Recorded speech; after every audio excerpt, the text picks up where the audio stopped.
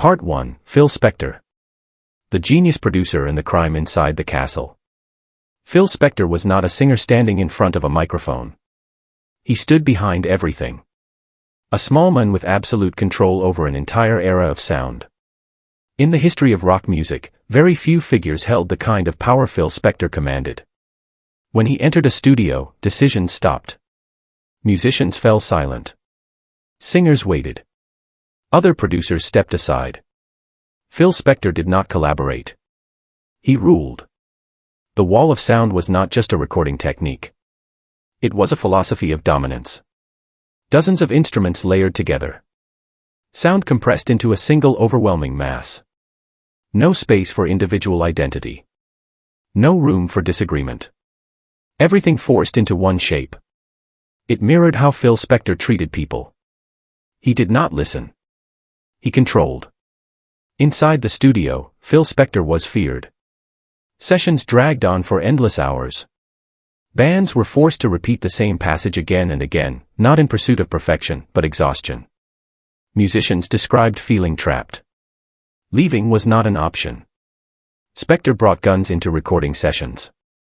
Not for protection. For intimidation. John Lennon witnessed Spector firing a gun into the studio ceiling. Leonard Cohen later said a gun was pointed at his face. Members of the Ramones recalled being held at gunpoint while Spector demanded they replay a single riff. These stories were not rumors. They surfaced repeatedly across decades. Yet no one stopped him. Because he delivered hits. Phil Spector lived in Pyrenees Castle in Alhambra, California. A real fortress. High walls. Locked gates. Surveillance cameras. Armed guards. Inside was isolation. He did not live with people. He lived with suspicion. Fear of betrayal. Fear of losing control. Fear that the world was turning against him. The final night began quietly. Phil Spector entered the House of Blues in West Hollywood. He was not there for music. He was there to be seen. That night he met Lana Clarkson. A former actress known for fantasy films. By middle age, she worked as a VIP hostess to survive in an industry that discards women without mercy. Spector was drawn to her. He talked. He charmed. He invited her back to his castle for a drink. At first, she refused. Later, she agreed. One drink. One short visit. A decision that closed behind her when the gates of Pyrenees Castle shut. About an hour later, the chauffeur waiting outside heard a sound that did not belong in a quiet residential neighborhood. Not music. Not glass. A gunshot. Minutes later, Phil Spector emerged from the back door holding a gun. He looked directly at the driver and spoke 5 words. "I think I killed somebody." Police entered the castle. Lana Clarkson was slumped in a chair. A single bullet had passed through her mouth. Teeth scattered across the carpet. Blood on Phil Spector's hands. No signs of forced entry. No unknown intruder. Only 2 people had been inside. One was alive. One was dead.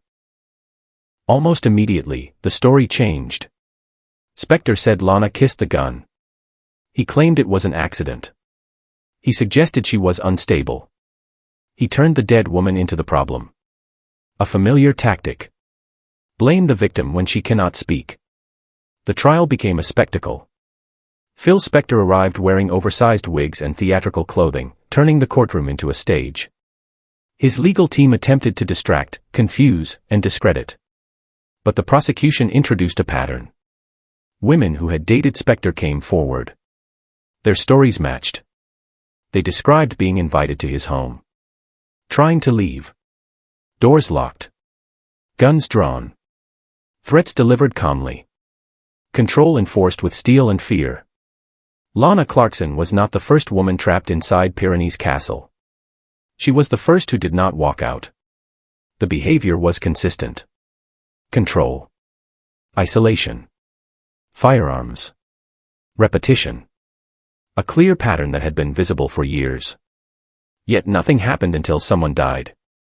The first trial ended without a verdict. The second did not. Phil Spector was convicted of second-degree murder and sentenced to decades in prison. The men who shaped the sound of the 20th century entered prison wearing a uniform instead of velvet suits. No wigs. No authority. He spent his final years in a medical prison facility for the elderly and sick. He died alone. No applause. No studio. Only a criminal record. The story of Phil Spector is not only about a killing. It is about an industry that saw the danger and chose silence. Because the records sold. Because the money flowed. Because genius was treated as permission. Was Phil Spector simply a violent individual, or the inevitable result of a system that excuses abuse when talent is profitable? And if this is what unchecked power looks like, what happens when the tragedy does not come from control, but from a mind slowly collapsing from within? That story begins next with Jim Gordon, where brilliance and untreated mental illness collide in the most devastating way imaginable. Part 2, Jim Gordon. Great music and a neglected illness. Jim Gordon was not a frontman. He was the pulse behind the songs. In the 1970s, if a record sounded alive, disciplined, and powerful, there was a strong chance Jim Gordon was behind the drums. He was the rhythmic backbone of an era, the quiet force that held together studios, tours, and legendary recordings. His playing was precise, restrained, and deeply emotional. He did not dominate the spotlight. He carried it. Within the world of session musicians, Jim Gordon belonged to the highest tier.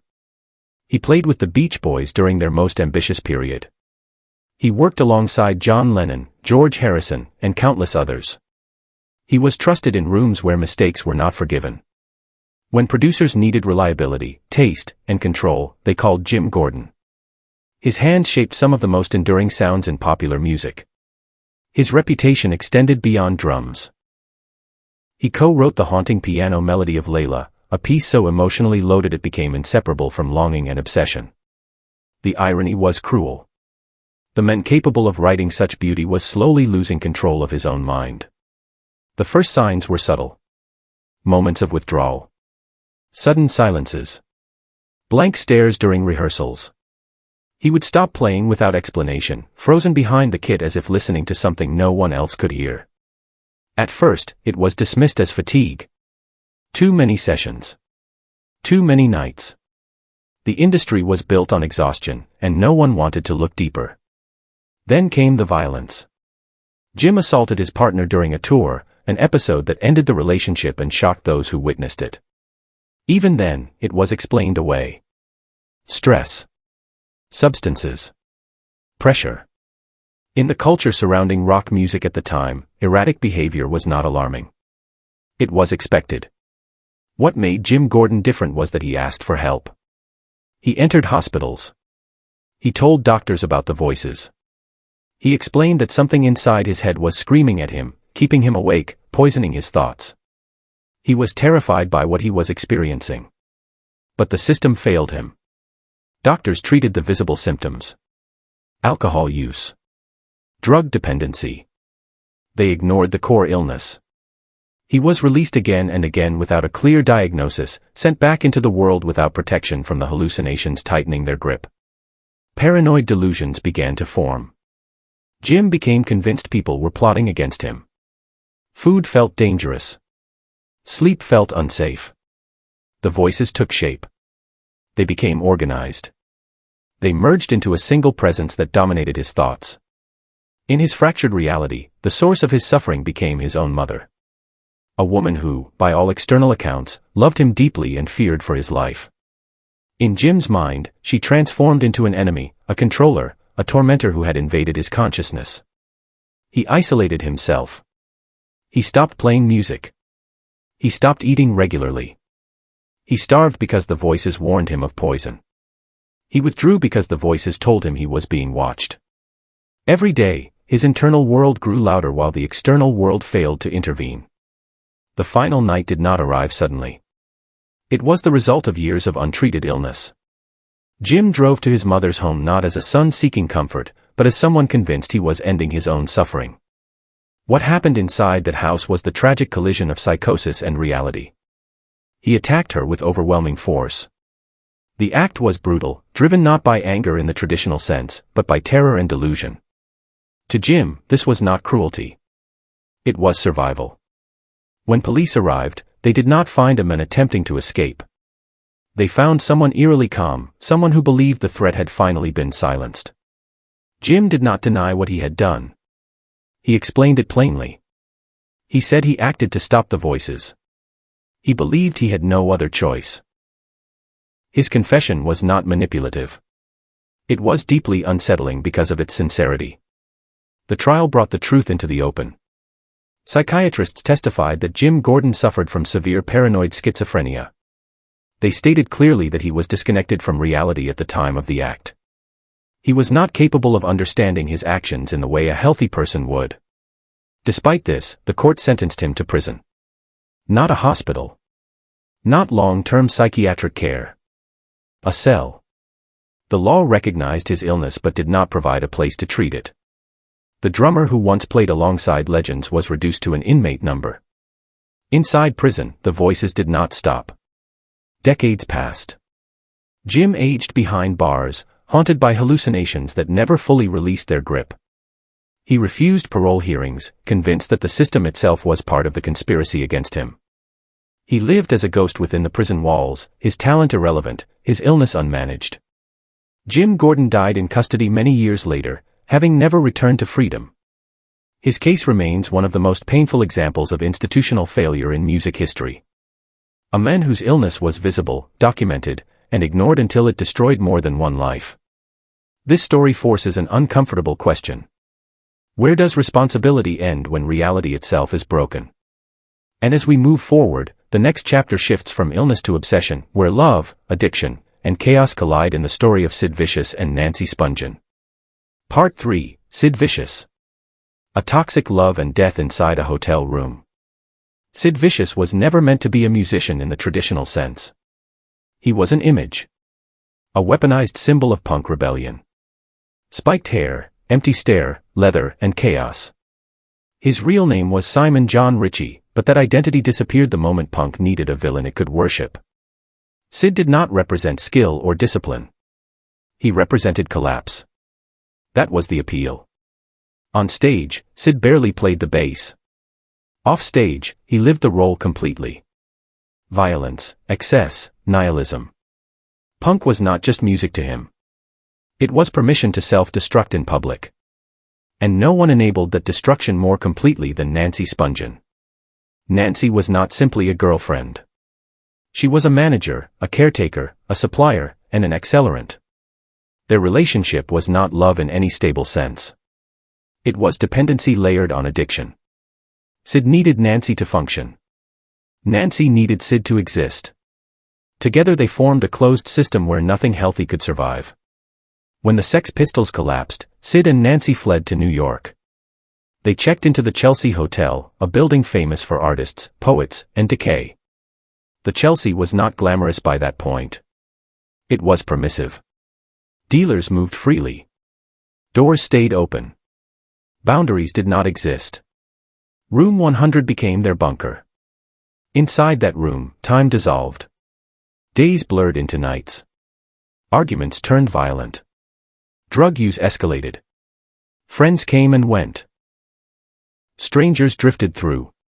Money appeared and vanished. The room was not a home. It was a pressure chamber. The final night followed the same pattern. People gathered. Substances circulated. Sid had taken heavy sedatives. His awareness was compromised. Nancy was alive when the night began.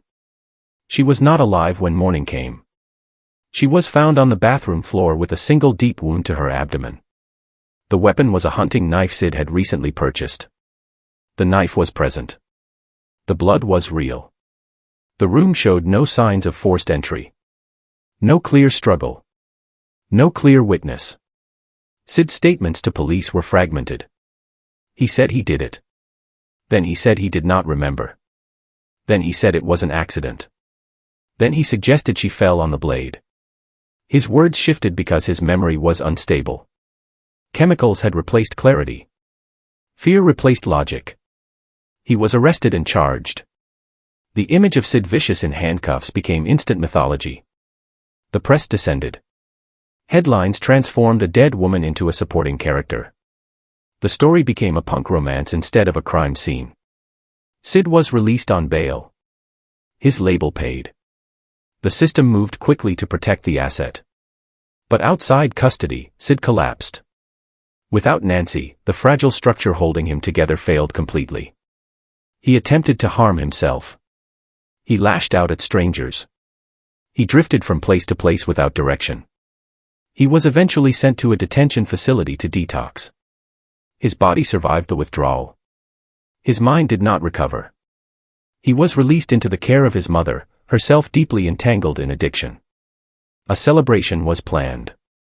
Freedom was supposed to mean relief. Instead, it ended everything. Sid took a dose his body could no longer tolerate. His tolerance was gone. His system failed. He was found dead in bed. He never stood trial. The case stopped where it was.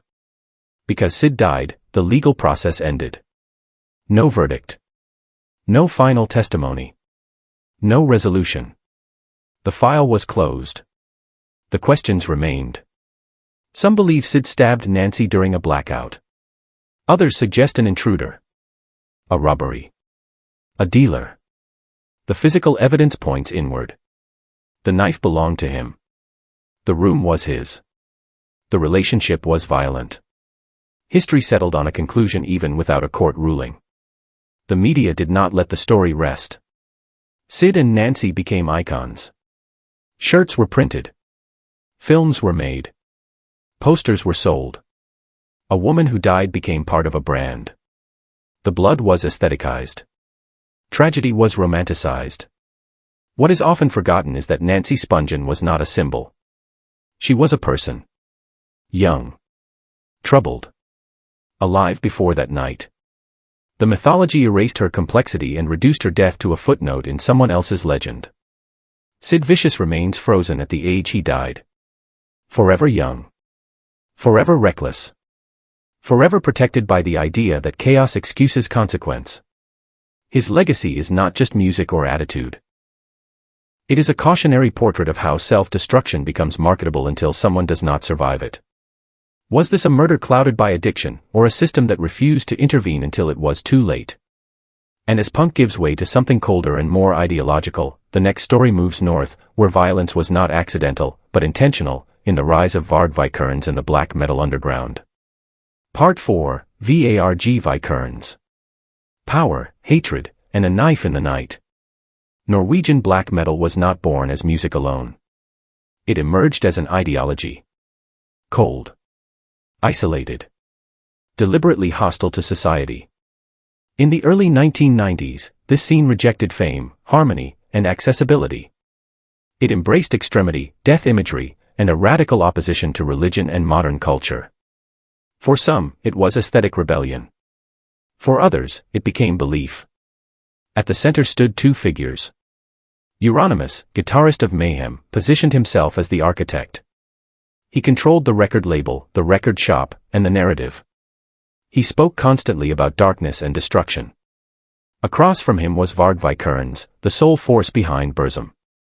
Younger. More radical. Less theatrical. Where Euronymous talked, Varg acted. Their relationship began as collaboration. Euronymous released Burzum Records and promoted Varg as part of the inner circle. But admiration quickly turned into competition. Influence mattered more than friendship. Credibility mattered more than music. The scene was small, and power could not be shared. Church burnings escalated the tension. Historic wooden churches across Norway were destroyed by fire. These acts were not hidden. They were discussed openly within the circle. Varg became the public face of this violence. His reputation grew. His name spread beyond the underground. Euronymous, who had once encouraged extremism as image, now watched someone else embody it more convincingly. Money became another fracture. Royalties were disputed. Trust evaporated. Conversations turned hostile. Each man believed the other was dangerous. Paranoia filled the space where loyalty once existed. Varg later claimed he believed Euronymous planned to harm him. A plot involving abduction and torture. Whether this fear was real or imagined remains debated. What is certain is that Varg accepted the possibility as justification. He decided to act first. One night, Varg traveled from Bergen to Oslo with another musician. He said he intended to settle business matters. He carried a knife. Euronymous let him into his apartment. The meeting lasted minutes before it collapsed into violence. An argument erupted. According to Varg, Euronymous struck first. What followed moved quickly. The confrontation spilled into the stairwell. Euronymous attempted to flee. Varg followed. This was not a single moment. It was a pursuit. Down the stairs. Through the building. Euronymous tried to escape. He banged on doors. He called for help. Varg did not stop. The attack ended with repeated knife wounds. The autopsy later revealed extensive injuries, many delivered from behind. The pattern indicated flight, not mutual combat. The violence exceeded any claim of self-defense. Varg left the scene and returned home. He attempted to remove evidence. He attempted to construct an explanation. But he left traces behind. Fingerprints. Witnesses. Physical proof. Police arrested him days later. The trial drew intense attention. Norway was not accustomed to crimes of this nature connected to music. Varg did not hide. He smiled for cameras. He appeared composed. Defiant. In court, he claimed self-defense. He described Euronymous as the aggressor. He minimized his own actions. The court rejected the narrative. The forensic evidence told a different story. Varg Vikernes was convicted of murder and additional offenses related to arson. He received the maximum sentence allowed under Norwegian law. The punishment reflected both the brutality of the act and the broader pattern of extremism surrounding it. In prison, Varg did not express remorse. He wrote. He promoted ideology. He cultivated an image of martyrdom. Upon release years later, he remained unrepentant. He continued to speak publicly, reframing the killing as necessary. The consequences extended far beyond two individuals. The murder marked the end of the second wave of Norwegian black metal. Law enforcement cracked down. Media scrutiny intensified. What had existed in shadows was dragged into global attention. For some fans, the scene lost its mystique. For others, the violence became legend. The line between music and real-world harm collapsed. Black metal could no longer pretend its darkness was symbolic. Varg Vikernes became a figure impossible to separate from his crime. To some, a warning. To others, an icon. The movement fractured under the weight of its own extremism. When ideology replaces restraint, violence stops being metaphor. It becomes action. And as this chapter closes, the next story leaves ideology behind and enters a domestic space, where control and jealousy turned a celebrated country star into something far more terrifying, in the case of Spade Cooley. Part 5, Spade Cooley. A television star and a private hell. Spade Cooley was presented to America as comfort. A smiling face. A clean voice. A fiddle under studio lights. He wore cowboy hats and led a band that promised simplicity and cheer. On television screens, he represented stability and wholesome entertainment. Families welcomed him into their living rooms. His image was carefully polished and endlessly repeated. Behind that image lived a different man. Control defined his private life. His marriage was marked by dominance rather than partnership. Jealousy was constant. Possession replaced affection. The home became a place of fear instead of safety. Those closest to him understood the tension long before the public did. As musical tastes changed, his career began to slip. Western swing lost ground. New sounds replaced familiar rhythms. For Spade Cooley, decline felt personal. The applause softened. The invitation slowed. With each professional setback, his insecurity grew. Control tightened at home as power faded outside it. Jealousy turned obsessive. Accusations were repeated. Confessions were demanded. Reality no longer mattered. What mattered was ownership. His wife attempted to leave. She sought distance. She wanted an end to the cycle. To him, separation was not an option. It was a threat. The final night unfolded inside their home. What followed was prolonged and relentless. The violence was not a single outburst. It continued for hours. The atmosphere was dominated by rage and humiliation. The goal was not argument. It was domination. Their daughter was present. She did not cause what happened, but she was forced to witness parts of it. Her presence transformed the crime into something even more devastating. The memory would follow her for the rest of her life. When the violence finally stopped, the woman was dead. The cause was clear. The harm was severe. There was no accident. There was no misunderstanding. A life had ended inside a house meant to protect it. Spade Cooley did not flee. He attempted to control the narrative instead. He contacted authorities and claimed an innocent explanation. He suggested a household mishap. The story collapsed immediately. The evidence told another truth. Investigators saw signs that could not be ignored. Injuries showed duration. Patterns revealed intent. The image of the cheerful entertainer dissolved under scrutiny. The case moved quickly to court. The trial shocked the nation. Fans struggled to reconcile the men they admired with the acts described. The prosecution presented facts. The defense searched for excuses. None survived examination. The most powerful testimony came from his daughter. She spoke calmly. She described what she saw. She did not exaggerate. She did not dramatize. Her words carried the weight of lived experience. The courtroom listened in silence. The verdict was decisive. Spade Cooley was found guilty of the most serious charge. He received a life sentence. The man who once commanded stages was confined to a cell. The transformation was complete. In prison, he adapted. He taught music. He behaved well. Over time, the system reconsidered his confinement. Parole was granted after years behind bars. A release date was set. Freedom appeared within reach. Days before that date, he performed at a small event organized by law enforcement. The moment was framed as closure. A final performance. Shortly after leaving the stage, his life ended suddenly. He never walked free. Some called it coincidence. Others saw symbolism. The legal process had run its course. History rendered its own judgment. Spade Cooley is rarely remembered for his music now. His name remains attached to a case that exposed the danger of mistaking charm for character. The story stands as a reminder that public images can conceal private harm, and that domestic violence does not disappear behind applause. What responsibility does an audience carry when a beloved figure is revealed to be something else entirely?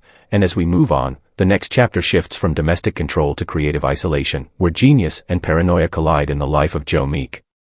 Part 6, Joe Meek. A studio genius and a murder-suicide.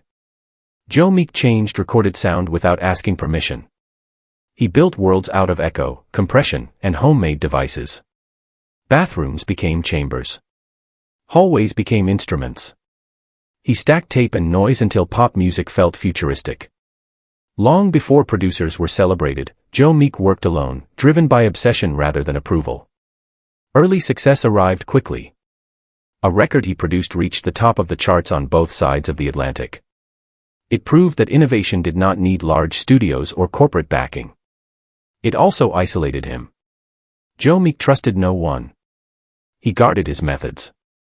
He worked from a cramped apartment above a shop, sleeping among wires, reels, and machines. Success did not bring community. It deepened solitude. Pressure followed. The industry changed. New bands rewrote the rules. His influence remained, but his relevance felt threatened. Income declined. Recognition faded. Joe Meek responded by retreating further inward. He listened less to people and more to his own thoughts. The social climate intensified the strain. Joe Meek was a gay man at a time when his identity was criminalized. Fear was constant. Exposure meant arrest. Silence meant survival. That tension fed anxiety and mistrust. The apartment became both refuge and prison. Paranoia took root. He believed rivals had planted listening devices in his walls. He suspected plots against his career. He stopped trusting friends. He saw enemies where none existed. Sleep disappeared. Reality blurred. Spiritual fixation followed. Joe Meek became obsessed with the idea that messages arrived from beyond. He believed spirits communicated through sound. He visited cemeteries at night. He recorded empty air. He held seances. One figure dominated his thoughts. A young musician who had died years earlier became a symbol, a warning, a mirror. Joe Meek convinced himself that death carried meaning and instruction. His fascination with endings grew. He spoke openly about fate. About anniversaries. About signs. Friends noticed changes in his behavior. Mood swings sharpened. Temper flared. Threats emerged during arguments. A weapon entered the apartment. He claimed it was for protection. Those around him sensed danger but did not intervene. The apartment was also his studio. Music never stopped. Neither did the delusions. Tension filled the narrow staircase connecting his space to the shop below. The landlady managed the building. She tolerated noise, chaos, and eccentricity. Her patience had limits. On a winter morning, an argument began. Raised voices carried through the building. The disagreement was ordinary in origin. Rent. Noise. Boundaries. Inside Joe Meek's mind, nothing was ordinary anymore. Fear transformed irritation into threat. A single gunshot ended a life. The victim was not part of the music world. She was not a rival or conspirator. She was an ordinary woman caught in the path of someone whose grip on reality had failed. The sound echoed in the stairwell. Moments later, Joe Meek turned the weapon on himself. The event ended as quickly as it began. 2 lives lost in a narrow space filled with cables and tape machines. Police arrived. The investigation was brief. The facts were immediate. The perpetrator was dead. There was no pursuit. No extended inquiry. Files were closed. Headlines moved on. What remained was silence. Thousands of recordings sat locked away. Boxes of tapes labeled and unlabeled. Experiments unfinished. Music unheard. These archives became artifacts guarded by the memory of violence. For years, access was restricted. The work survived. The context remained uneasy. The narrative that followed focused almost entirely on Joe Meek. His brilliance. His madness. His isolation. The victim's life faded into the background. Her name appeared less often. Her story was reduced to a footnote beneath the myth of a tortured genius. The case forced an uncomfortable reckoning. Innovation can coexist with illness. Genius does not protect against collapse. When support disappears, isolation amplifies fear. When fear hardens into belief, consequences spread beyond the mind that created them. Joe Meek wanted to be remembered for sound. He is remembered for silence. A stairwell instead of a studio. A shot instead of a song. The line between creativity and instability is thin, but it exists. Crossing it leaves damage that cannot be mixed away. Where should that line be drawn, and how much responsibility belongs to the system that watched his descent without stopping it? As this chapter closes, the next story crosses borders and enters a nation shaken by a crime that forced the world to ask whether fame should ever soften judgment, in the case of Bertrand Cantat. Part 7, Bertrand Cantat. A moral idol and a fatal outburst. Bertrand Cantat occupied a rare position in French culture. He was not only a successful musician. He was treated as a conscience. His band spoke the language of resistance, justice, and social responsibility. His lyrics criticized power, exploitation, and violence. To many listeners, he represented ethical clarity in an industry often accused of emptiness. That image mattered. It protected him. It shaped how people listened and how they excused. Cantat was admired not just for sound, but for stance. He was seen as thoughtful, principled, and controlled. The contrast between that public figure and what followed would tear through France. Marie Trintignant lived in a different spotlight. She was an actress from a legendary family, known for emotional intensity and independence. She carried her own weight in French cinema. Their relationship began with passion and intensity. It moved quickly. It was private, but not quiet.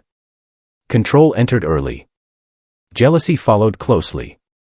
Cantat struggled with Marie's independence, her past relationships, and her refusal to shrink herself. Possessiveness replaced affection.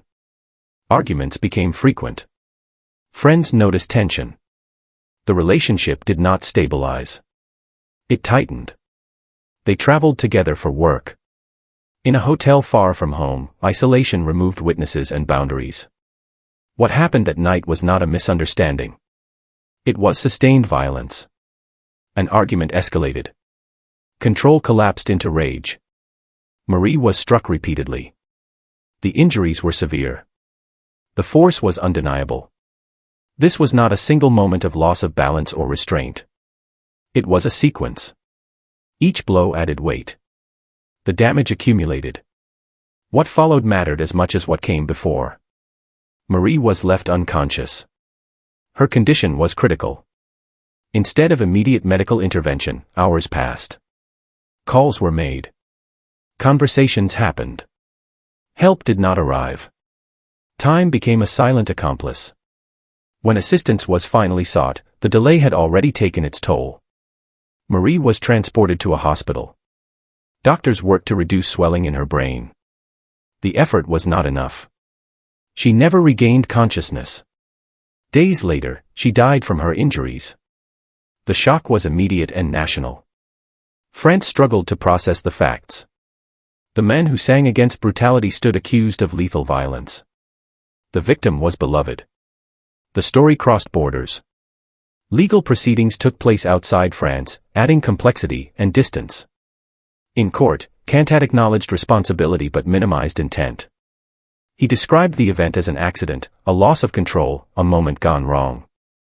The evidence told a harsher story. Medical reports detailed the extent of the injuries. The pattern did not support an isolated lapse. The verdict recognized guilt without assigning the harshest classification. The sentence reflected legal definitions, not public outrage. Many viewed it as insufficient.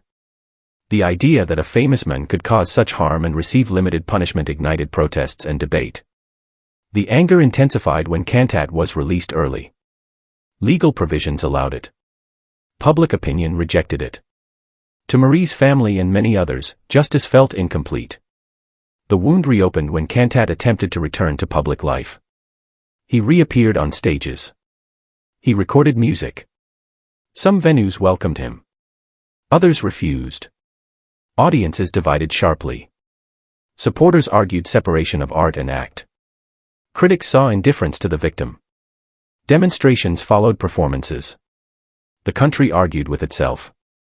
The tragedy expanded further when Cantat's former partner, who had defended him in court, later died by her own hand. In Messages Left Behind, she described years of fear and abuse. The pattern became harder to dismiss. Marie's death no longer looked isolated. Cantat remained free. His career continued in fragments. His presence forced constant confrontation with uncomfortable questions. Does talent dilute responsibility? Does ideology excuse harm? Can public redemption exist without private accountability? Marie Trintignant became a symbol not by choice, but by consequence. Her death changed conversations about violence, power, and celebrity in France. It exposed how quickly admiration can become protection, and how slowly systems respond when the accused is admired. This case did not fade. It hardened. It remains unresolved in the public mind because it touches more than one life. It touches belief. It forces society to choose between image and reality. Where should justice stand when the person on trial once spoke for justice himself? And as we move forward, the next chapter shifts into colder territory, where violence was stripped of emotion and committed without passion in the story of Faust from the Norwegian black metal scene. Part 8, Faust. Killing out of curiosity. Black metal, at its most extreme edge, rejected metaphor. For some within the scene, darkness was not an image or a stage persona. It was an ethic. Strength meant domination. Compassion meant weakness. Violence was framed as clarity. This environment did not merely tolerate cruelty. It praised it. Faust emerged from that atmosphere fully immersed. As a drummer within the Norwegian black metal world, he absorbed a culture that rewarded extremity and detachment. Music was only one expression of belief. Ideology mattered more. The rejection of social restraint became identity. The setting of the crime was ordinary. A public park in Lillehammer. A place known for calm and open space. No stage. No audience. No ritual. Just an open path and two strangers crossing briefly. The encounter was simple. A man approached. Words were exchanged. Nothing about the moment suggested conflict. There was no personal history. No argument. No provocation that would explain what followed. Faust later described the decision as deliberate. Not emotional. Not reactive. He said he wanted to know what it felt like to take a life. Curiosity, not anger, drove the act. There was no demand. No escalation. Just a choice. The attack was sudden and sustained. The victim tried to flee. Faust followed. The act continued until movement stopped. There was no attempt to help. No hesitation. When it ended, Faust left the park and returned to his routine. The following days passed quietly. He disposed of evidence. He resumed normal life. Rehearsals continued. Conversations happened. Music played. To the outside world, nothing had changed. Within the black metal inner circle, the truth was not hidden. Faust spoke about what he had done. Not with fear. Not with remorse. With detachment. In that environment, confession did not bring rejection. It brought status. The murder remained unsolved. Authorities had no clear motive, no connection, no suspect. The victim had no ties to the scene. There was no obvious trail to follow. Silence protected the perpetrator. The secret unraveled only through a different investigation. As police examined other crimes linked to the same extremist circle, names surfaced. Stories overlapped. Pressure mounted. Faust was arrested. Interrogation did not last long. He admitted responsibility quickly. His description was flat. He did not dramatize. He did not deny. He did not express regret. He described the act as an experience completed.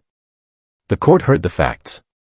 The absence of motive did not lessen responsibility. The randomness of the victim intensified the gravity. Faust was convicted and sentenced to a long term of incarceration under Norwegian law. Prison time passed. Faust aged. The scene outside changed. Black metal fragmented. Some distanced themselves from the past. Others clung to it.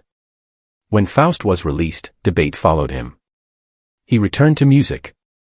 He performed on stages again. Some fans rejected him outright. Others separated the act from the art. Venues opened their doors. Applause returned. The past remained unresolved. The question lingered. Can someone who killed without reason be reintegrated through time alone? Does punishment end accountability? Is remorse required for forgiveness, or is survival enough? Faust never offered a clear answer. He acknowledged what he did. He did not apologize publicly in the way many expected. His silence became part of the debate. For some, it confirmed danger. For others, it marked distance from spectacle. The victim's name is often absent from discussions. The focus remains on ideology, music, and controversy. A life taken for curiosity risks being overshadowed by arguments about art and extremity. This case strips away romance. There was no rivalry. No desperation. No ideology in the moment itself. Only a choice made without empathy, carried out without passion, remembered without warmth. What does accountability mean when the act was committed without motive and followed by a return to normal life? And as this series moves forward, the next chapter deepens the descent into belief-driven violence with the story of John Nodtveit and a crime shaped by ideology rather than impulse. Part 9, John Nodtveit. An ideology that killed. John Nodtveit was known first as a musician. His band Dissection shaped a sound that blended precision with darkness, melody with menace. To listeners, the music felt disciplined and cold, controlled rather than chaotic. It carried authority. It carried conviction. That authority extended beyond sound. For John, music was not an escape. It was an extension of belief. He did not perform darkness as theater. He argued for it as truth. Dissection became a vehicle for ideas that rejected empathy and celebrated negation. The audience heard atmosphere. John heard doctrine. Those beliefs hardened through involvement with a closed group devoted to destruction as philosophy. The movement preached that existence itself was flawed. That compassion was weakness. That violence could be a path toward clarity. It framed hatred as purification and isolation as strength. Within that framework, moral limits dissolved. Language mattered. Enemies were defined. Outsiders were reduced to symbols. Dehumanization came first. Action followed. John absorbed these ideas fully. He spoke about them without irony. He defended them without hesitation. The crime occurred far from stages and studios. A city park. Night. A place where people passed through without expectation of danger. John and an associate entered that space not by chance. They were searching. Not for a specific person. For an opportunity. The victim was a stranger. There was no dispute. No history. No personal connection. The encounter was brief. The outcome final. A firearm was used. The act was direct. There was no warning. No confrontation. The motive was ideological. The target was interchangeable. The killing shocked the country. It was not random violence in the public imagination. It was framed as hate-driven. The fear extended beyond the act itself. People asked what kind of belief could turn a musician into an executioner. The investigation moved quickly. Witness accounts. Traces associations. John did not flee. He did not deny involvement. When arrested, he did not express confusion or fear. He treated the process as inevitable. During questioning and trial, his posture remained rigid. He spoke about philosophy rather than regret. He framed the killing as aligned with belief. He rejected language of remorse. The court heard facts. Ideology did not change outcomes. He was convicted and sentenced to prison. The punishment removed him from public life but did not alter his convictions. Inside, he wrote. He refined his ideas. He waited. To him, incarceration was not defeat. It was delay. Upon release, John returned to music immediately. He reformed dissection. He recorded again. The new material carried the same message without disguise. Lyrics functioned as manifestos. Interviews confirmed continuity. There was no renunciation. No apology. Reactions divided sharply. Some fans separated sound from belief. Others refused. Venues debated. Protest followed performances. The conversation never settled. The past was present each time he appeared. John made his position unmistakable. He stated that his life would end on his own terms. He spoke of completion. Of final alignment between belief and action. He prepared deliberately. The end came in isolation. A controlled setting. A ritualized departure. He ended his life as he said he would, framing the act as culmination rather than escape. There was no note of regret. Only consistency. His death closed the narrative but not the questions. Can ideology absolve harm? Does conviction excuse cruelty? When belief becomes weapon, who bears responsibility beyond the individual? John Nodvate remains a figure defined as much by his crime as by his music. His story demonstrates how ideas can move from language into action when unchecked. It shows how art can become a conduit rather than a boundary. Where should the line be drawn when belief hardens into violence? And as this series concludes, the final chapter travels back to the roots of popular music, where a legendary blues figure reveals how talent once served as a shield against justice in the story of Lead Belly. Part 10, Lead Belly. When talent became a legal shield. Lead Belly occupies a foundational place in American music. His voice carried the weight of work songs, prison chants, and rural blues into the national consciousness. He influenced generations without ever fitting into respectability. To history, he is a pioneer. To the legal system of his time, he was something more complicated. Long before recognition, Lead Belly was known for volatility. Anger surfaced quickly. Fights followed arguments. He carried weapons not as symbols, but as tools. This reputation traveled with him through juke joints and rural gatherings. Music did not soften his temperament. It coexisted with it. The fatal encounter occurred during a dispute rooted in personal conflict. Words escalated. Control was lost. A firearm ended a life. The act was direct. The result irreversible. The law responded with conviction. Lead Belly was sentenced to harsh labor within a prison system designed to break bodies and spirits. Incarceration introduced him to a different stage. Work fields replaced dance halls. Chains replaced applause. Yet music remained. He sang to survive. He sang to be noticed. His voice traveled across fences and into the ears of those with authority. Inside confinement, Lead Belly became indispensable.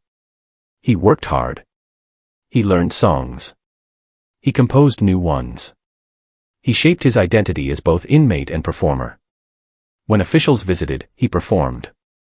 When the governor arrived, he sang directly to power. One song carried a plea. It asked for mercy. It promised reform. It framed the singer as repentant and valuable. The performance worked. The sentence was reduced. Lead Belly walked free earlier than expected, a rare outcome in a brutal system. Freedom did not resolve the violence. Temper remained. Conflict returned. Another incident led to arrest. This time, a blade replaced a firearm. Another charge followed. Another prison door closed. Again, music intervened. Folklorists arrived to document traditional songs. They discovered Lead Belly inside the prison. His voice impressed them. Recordings were made. Petitions followed. Once more, talent influenced outcome. He was released again. Outside, his reputation transformed. He toured. He recorded. His past became part of his legend. The violence faded behind melody. Audiences heard authenticity. They rarely confronted the cost. Lead Belly became a symbol of the outlaw artist. Raw. Unfiltered. Dangerous but gifted. This image sold records. It shaped the mythology of American music. The line between consequence and charisma blurred. The victims of his actions remained largely absent from the story. Names receded. Details softened. Music took center stage. History favored sound over accountability. His career flourished. His influence expanded. He performed for elite audiences and academic circles. Songs born in confinement entered concert halls. The transformation appeared complete. Yet the pattern remained unresolved. Talent altered outcomes. Violence did not end opportunity. The system responded differently because the voice was valuable. The message was clear, if uncomfortable. Lead Belly died free. Celebrated. Remembered for songs rather than sentences. His story became a template. It suggested that brilliance could bend justice. That art might outweigh harm. That the right performance could open doors even after blood had been spilled. This legacy shaped the future. It fed the myth of the untouchable musician. It normalized indulgence toward dangerous behavior. It laid groundwork for the idea that artists exist beyond ordinary rules. Lead Belly's place in history is secure, but not simple. He stands as both innovator and warning. His life asks whether admiration can distort judgment, and whether society chooses what to remember based on what it wants to hear. How should history weigh creation against consequence? And as this journey settles into reflection, the silence after the final note invites viewers to reconsider everything they thought they knew about music, justice, and the price paid when talent is allowed to stand above the law.